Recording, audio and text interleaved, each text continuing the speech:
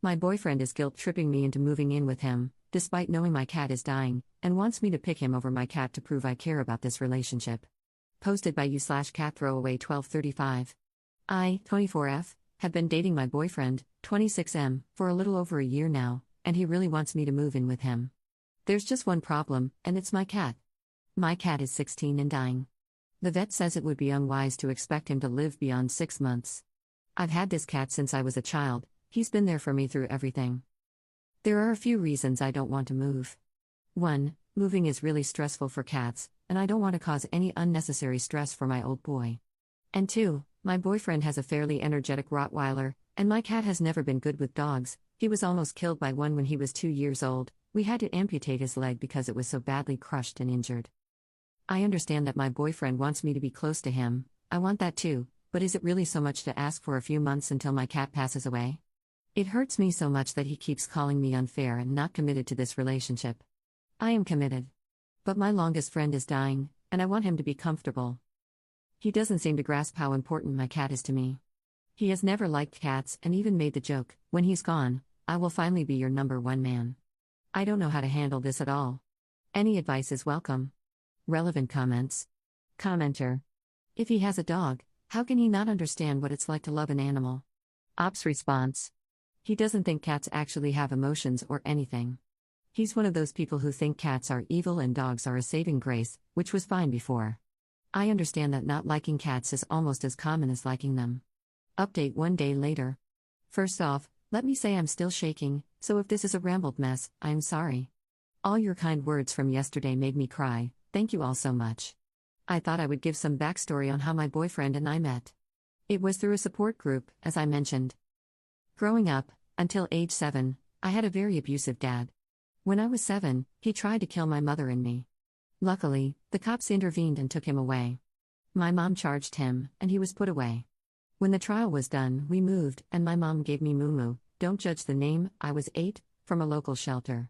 I didn't fit in at the new school, and Mumu was the best thing in my life. Back to the support group. I shared my story, and my boyfriend confronted me afterward, saying he also had abusive parents growing up, and we bonded over our similar situations. I didn't realize how much control he had over me until recently.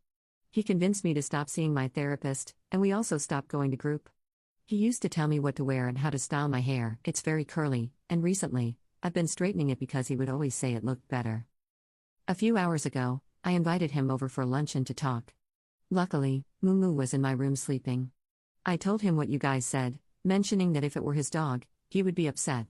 He blew up and told me that wasn't the point was that I wasn't committed to him or didn't care about us. He started throwing things, a glass, some books I had lying around, and some picture frames. It was terrifying. I had never seen him this angry before, and I just reverted back to what I used to do as a kid, curl up, cover myself as much as possible, and stay quiet. Bless my roommate, who came home during this fit. She had brought the security guard because, as she was walking in, she heard the shouting and items breaking. My boyfriend was escorted out. As he left, I just screamed, "Don't come back." I hope it sticks. I've blocked his number, and my landlady has been notified not to let him in, as have the guards. Next step is informing the neighbors. I don't really know what to do from here. I emailed my therapist, hopefully, she will let me come back. My mom is on the way over right now, and my roommate is with me too. I'm so terrified. I didn't realize how much control he had over me. I thought all his early behaviors were just because he had clingy issues from his own upbringing. I'm going to take a bath, relax, let my hair go curly again, and cuddle my baby. I'm really glad Mumu was in my room. Thank you all for the help. I didn't think any of this was wrong until you guys pointed it out. I still love him and feel bad for him. He had a crappy upbringing too, and I'm sure he's messed up from it, but I'm going to try to move on. After my cat dies, I'm going to move out of this place to somewhere he doesn't know about. Thank you all again. Edit. For everyone who wants to see Mumu, I don't want to be identified in case anyone I know or may know in the future finds this. That's why I made a throwaway, as I do have a regular Reddit account. Imagine this, a pretty big tomcat, mainly white with 3 huge black spots on his back, leg, and the side of his head. Minus the back right leg, and yellow eyes. 8-year-old me thought he looked like a cow, and cows moo, hence the name Mumu. He's pretty derpy, but he's mine. Relevant comments. Commenter. I'm pretty sure this comment will get lost among the others, but maybe you'll see it, and I think you need all the support right now, no matter how small. I'm sure it's hard to let him go, and you still love him. It's not like you can fall out of love in a matter of seconds. But please stay strong and don't take him back under any circumstances. I'm sure you already know this, as you seem like an extremely bright and sensible lady, but maybe you need to read this in a weaker moment. Surround yourself with all the support you can, family, friends, therapy, and take legal action if needed. I don't care how awful his upbringing was. It might be a reason for his behavior, but it is never an excuse. Don't let history repeat itself. Take care, and cuddle your buddy. Ops response. Thank you. My mom got here a while ago, and she said the same thing, don't end up like she did. It's scary how I almost went into the same cycle. I love him, but some of the things he screamed at me, I hate that cat, I'll kill him, among others, scared me. I could never expose my cat to that. I won't go back to someone who would hurt something so close to me. Second update 6 years 7 months later. Hi everyone, this is kind of crazy. I was on my regular Reddit account, I am an avid follower of this subreddit, when I saw my own post on here. I thought I would give some updates. Mumu died around 4 months after this post. He was put down since his quality of life was declining rapidly, and while he could have lived maybe another 3 or 4 months, I didn't want that for him. He was in the last stages of kidney disease and needed so many drugs and subcutaneous hydration just to keep him going. I miss him every single day.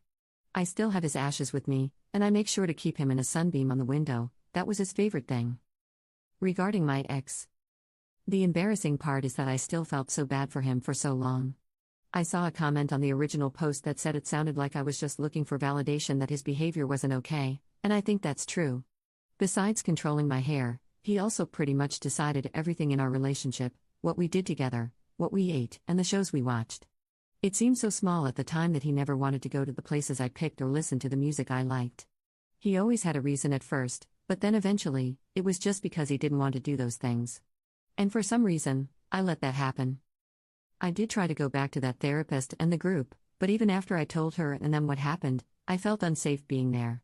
For the first few months, he would stake out my apartment, and I couldn't trust that he wasn't also following me to therapy. Maybe stakeout isn't the right word, but he would leave letters, packages, and other things outside my building, so I knew he was there. He could be there at any time. The cops were not helpful since he never made himself known to me, although my roommate swears she saw him a couple of times across the street. They basically just told me to be careful. My therapist and I moved to phone calls for a while. I don't know if this will surprise anyone, but it turns out my ex-boyfriend was into no sugar. A lot of our fights, looking back, I now think he was high for at least some of them, especially the last blow-up. He ended up getting into a fight with some guys at a bar, and he was messed up when he got booked. This was probably about a month or so after Mumu died. I broke my lease, which my roommate, who I'm still friends with, was really nice about.